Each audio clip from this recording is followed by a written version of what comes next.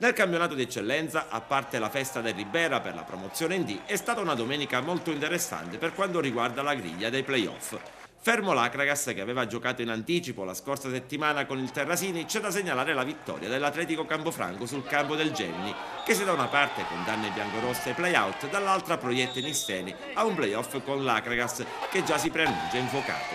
Il Camarat infatti è stato bloccato a San Cataldo dalla squadra di Lirio Torregrossa sull'1-1. Il pareggio eviterà con molta probabilità alla squadra di Maggio, retrocessa al quarto posto, di affrontare subito negli spareggi promozione i cugini dell'Acregas.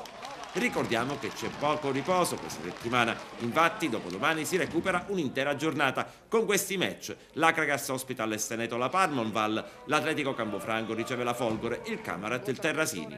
Ormai per l'Acregas è tramontata definitivamente l'ipotesi di soffiare all'Alcamo la seconda posizione. I bianconeri trapanesi hanno vinto ieri, rispettando la previsione, 1-0 il derby contro il Mazzara.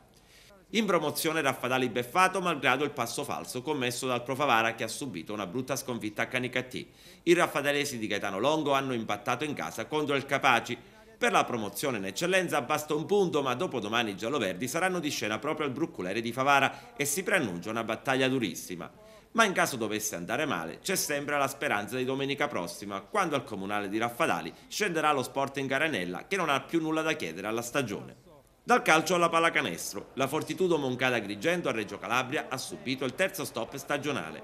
Una sconfitta indolore per il quintetto di Gianni, che è già sicuro del primo posto nella regular season. Il derby in famiglia tra i due registi, Santiago ed Emiliano Paparella, è stato vinto dall'ex biancoazzurro, che ha trascinato i suoi al successo meritato.